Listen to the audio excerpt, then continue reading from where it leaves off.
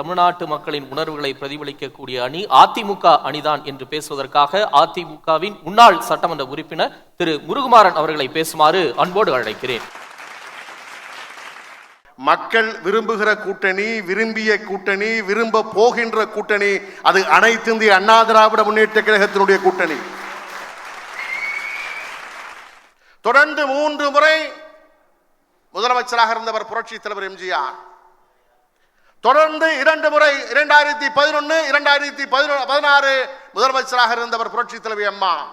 திராவிட முன்னேற்ற கழகத்தினுடைய வரலாற்றில் ஒரு முறை நீங்கள் முதலமைச்சராக ஆனீர்கள் என்றால் மறுமுறை தமிழ்நாட்டு மக்கள் அங்கீகரித்து கிடையாது. திராவிட முன்னேற்ற கழகத்தினுடைய தேர்தல் கூட்டணியிலே நீங்கள் என்ன சொன்னீர்கள்? நீட் தேர்வு ரத்து, கல்வி கடன் ரத்து, நகை கடன் ரத்து, கேஸ் மானியம், பெட்ரோலுக்கு 5 ரூபாய், டீசலுக்கு 4 ரூபாய் விலை குறைப்போம் என்று சொன்னீர்கள். அதிலேயும் முதல்ல கையெழுத்தாக முதலமைச்சராக ஆனவுடன் நாங்கள் போடுவோம் என்று சொன்னீர்களே. நான் முதலமைச்சரை கேட்கிறேன், கடைசி கையெழுத்தாவது போடுவீர்களா? வாய்ப்பு இருக்கிறதா? கொடிகளின் எண்ணிக்கை வைத்து கூட்டணி அல்ல, தமிழ் மக்களின் குடிகளை எண்ணித்தான் கூட்டணி. திராவிட முன்னேற்ற கழகம் கூட்டணியை நம்பி களத்தில் நிற்கிறது. அண்ணா திராவிட முன்னேற்ற கழகத்தினுடைய கூட்டணி செய்த சாதனைகளை, கொள்கைகளை மக்கள் மன்றத்தில் வைத்து தேர்தலை சந்திக்கின்றது. ஒரு நாட்டின் முதலமைச்சராக 4 ஆண்டுகள் 2 மாதம் இந்த நாட்டிலே முதலமைச்சராக இருந்தார். சட்டம் ஒழுங்கு பிரச்சனை எங்கேயும் சந்தி சிரித்ததா?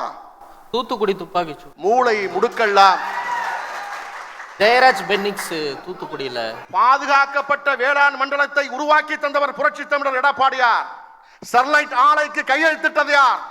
புரிந்துணர்வு ஒப்பந்தத்திலே ஸ்டெர்லைட் ஆலைக்கு கையெழுத்திட்டது யார்? திராவிட முன்னேற்ற கழகமும் காங்கிரசும் சேர்ந்துதான் கையெழுத்திட்டது.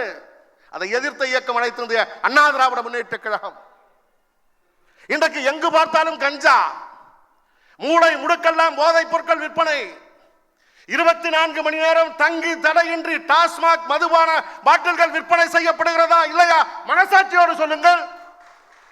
எப்படி குடும்பம் நடத்தக்கூடிய பெண்மணி ஏற்றுக்கொள்வார்? எப்படி குடும்பம் நடத்தக்கூடிய பெண்மணி ஏற்றுக்கொள்வார்?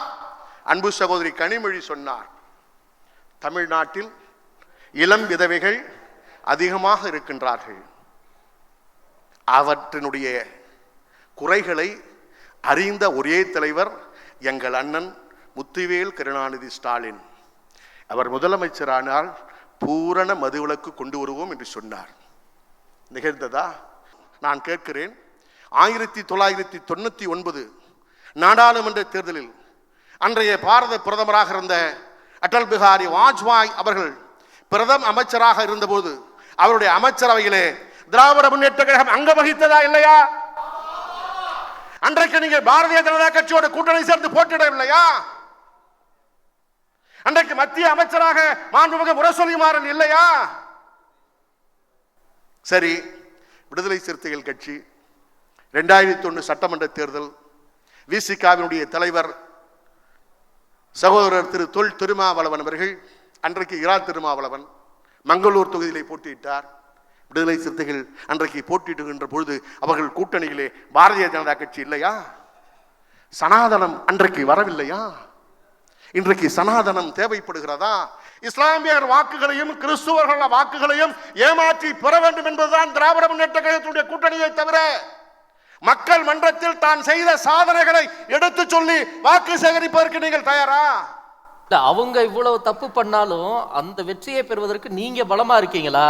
100% எழுதி வச்சுங்க. 2026 புரட்சி தமிழர் எடப்பாடியார் தலைமையில் ஆட்சி அமையும். வெறும் கொங்கு மண்டலத்துக்கான அதுக்கு உதாரணம் சொல்றேன். இல்ல கொங்கு மண்டலத்துக்கான கட்சியா இன்னைக்கு நீங்க சுருங்கிட்டீங்க அப்படின்னு விமர்சனம் வைக்கிறாங்க. அண்ணா திமுகன்னு சொன்னா ரெட்டலை எங்க இருக்கோ, கொடி எங்க இருக்கோ அதுதான் அண்ணா திமுக. திமுகன்னா மதிமுக அன்னைக்கு போனது, வைகோ போனாரு, பல மாவட்ட செயலாளர்கள் மூத்த நிர்வாகிகள் போனாங்க. திமுக அழிஞ்சிருச்சா? விசிகாவில் திருவள்ளுவன் போனாரு, தடா பெரியசாமி போனாரு, பல தலைவர்கள் போனாங்க. விசிக அழிஞ்சிருச்சா? பாட்டாளி மக்கள் கட்சியில அன்பு சகோதரர் இளம்புயல் வேல்முருகன் போனாரு, பாட்டாளி மக்கள் கட்சி அழிஞ்சிருச்சா? கொடியும் சின்னமும் எங்கே இருக்கிறதோ அண்ணா திராவிட முன்னேற்ற கழகத்துடைய தொண்டன் உறுதியாக இருப்பான். புரட்சி தலைவர் எம்ஜிஆர் ஒரு முறைதான் அடி வாங்குவார், இரண்டாவது முறை திருப்பி அடிப்பார். அது திரைப்படமாக இருந்தாலும் சரி, மக்கள் மன்றமாக இருந்தாலும் சரி, அதிமுக வெற்றி பெறும். நீங்க நீட் சொன்னீங்க, பிண அரசியல் செஞ்சீங்க, கத்துனீங்க, அழுதுங்க, கூப்பாடு போட்டீங்க, நீட் ரகசியம் எனக்கு தெரியும், நீங்க கள்ள காட்டினீங்க, வித்த காட்டினீங்க, ஏதாவது ஒன்றை செய்ய முடிஞ்சதா? புரட்சி தமிழர் எடப்பாடியார் சிந்தித்தார். அடித்தட்டில் இருக்கக்கூடிய ஒடுக்கப்பட்ட மக்கள், தாழ்த்தப்பட்ட மக்கள், மிகவும் பிற்படுத்தப்பட்ட மக்கள், அன்றாடம் காட்சிகளாக இருக்கக்கூடிய மக்கள், சாலையிலே பெட்டிக்கடை வைத்திருக்கக்கூடிய மக்கள், ஒரு சராசரியான தமிழன் மருத்துவராக வேண்டும், அரசு பள்ளியிலே படிக்கக்கூடிய மாணவர்கள் மருத்துவராக வர வேண்டும் என்று அவர் சிந்தித்து, நாட்டு மக்கள் யாராவது கேட்டார்களா? அன்றைக்கு நான் சட்டமன்ற உறுப்பினர் சகோதரி விஜயதரணி சட்டமன்ற உறுப்பினர் நாங்கள் சட்டப்பேரவையில் கோரிக்கை வைத்தோமா? எதிர்கட்சி தலைவர்கள் இன்றைக்கு கேட்டார்களா? இல்லை. அவரே சிந்தித்து 7.5% உள் ஒதுக்கீட்டை வழங்கினார். அன்றைக்கு ஆளுநர் இசைவு தரவில்லை. முதலமைச்சருக்குரிய தனி அதிகாரத்தை பயன்படுத்தி ஆளுமையோடு 7.5% உள் ஒதுக்கீட்டை வழங்கி அரசு பள்ளியிலே படிக்கக்கூடிய மாணாக்கர்களை மருத்துவராக்கிய சாமானியர் சரித்திர முதலமைச்சர் அருமையண்ணன் எடப்பாடியார். மறுக்க முடியுமா? அதுபோல ஏதான ஒரு திட்டத்தை இந்த 4.5 ஆண்டுகளில் திராவிட முன்னேற்ற கழகத்தில் நாங்கள் செஞ்சிருக்கோம், நீங்க ஏதாவது ஒன்று சொல்ல முடியுமா உங்களால? நேற்றுக்கு பொதுக்குழுல பேசும்போது உறவாடி கெடுக்கிறாங்க அப்படின்னு பேசுனீங்க. அது யார் உறவாடி கெடுக்கிறது உங்களை? உறவாடி கெடுப்பது என்பது யார் தலைவர்கிட்ட பேசினாங்க, யார் கெடுத்தாங்க அப்படிங்கிறது தலைவர்களுக்கு தான் தெரியும், தொண்டர்களுக்கு தெரியாது. அது ரகசியம், அது ரகசியம். யாருக்கு சொல்லுகிறார் என்பது அந்த உறவாடி கெடுத்த நபருக்கு தெரியும். அதை தெரிந்து கொள்ள வேண்டிய அவசியம் உங்களுக்கும் இல்லை, எனக்கும் இல்லை. புரிய வேண்டியவர்களுக்கு புரிய வேண்டிய நேரத்தில் புரிந்திருக்கிறது, செய்தி சென்று விட்டது. அதுதான் மக்கள் விரும்புகிற கூட்டணி என்றால் அடிப்படையான விஷயம் என்ன? மக்களுக்கு யார் நன்மை செய்திருக்கிறார்களோ, நன்மையை செய்ய போகின்றார்களோ, நன்மையான ஆட்சியை தரப்போகின்றார்களோ அவர்களை மக்கள் ஆதரிப்பார்கள். பாஜக என்ன சொன்னாலும் நீங்க கேட்கிறீங்களாமே, அது என்ன சொல்லி பாஜக நாங்க கேட்டிருக்கோம்? ஒண்ணு சொல்லுங்க, சொல்லுங்க பார்க்கலாம். சார், நீங்க ஒரு பெரிய தலைவருடைய மகன் அல்ல எடப்பாடியார், ஒரு திரைப்படத்தினுடைய நடிகர் அல்ல எடப்பாடியார், ஒரு கவிஞரோ மிகப்பெரிய பேச்சாளரோ எழுத்தாளரோ இல்ல எடப்பாடியார். ஒரு சாதாரண விவசாய குடும்பத்திலே பிறந்த வாழ்கின்ற உண்மையான விவசாயி அருமையண்ணன் எடப்பாடியார் தன்னுடைய உழைப்பால், ஆற்றலால், திறமையால் இன்றைக்கு ஆண்மை மிக்க தலைவராக களத்தில் நின்று கொண்டிருக்கிறவர் எடப்பாடியார். 2024 பாரதிய ஜனதா கட்சி கூட நாங்கள் கூட்டணி சேர மாட்டோம்னு சொன்னோம். கூட்டணியில் இல்லை, வெளியில் வந்து நின்னோம். வெற்றி பெறுவது தோல்வி பெறுவது என்பது அந்த தேர்தல் நேரத்தில் களத்தினுடைய தட்பவெப்ப நிலையை பொறுத்தது. இதற்கு பல வரலாறுகளை என்னால் சொல்ல முடியும். 2014 40 தொகுதியிலும் அதிமுக சின்னம், கூட்டணிக்கே கிடையாது. 40 அதிமுக ரெட்டலை, 37 சீட்டு ஜெயிச்சோம். நான் இன்னைக்கு இந்த மக்கள் அரங்கத்தின் மூலம் சவால் விட்டு சொல்கிறேன், அதிமுக கூட்டணி இல்லாமல் தனித்து நிற்பதற்கு தயார். முத்துவேல், கருணாநிதி, ஸ்டாலின், திமுக தயாரா? கூட்டணிகளின் பலத்தை மட்டுமே வைத்துக் கொண்டு களத்திலே வெற்றி பெறுவோம் என்று சொல்லுகின்ற கூட்டணி திமுக கூட்டணி.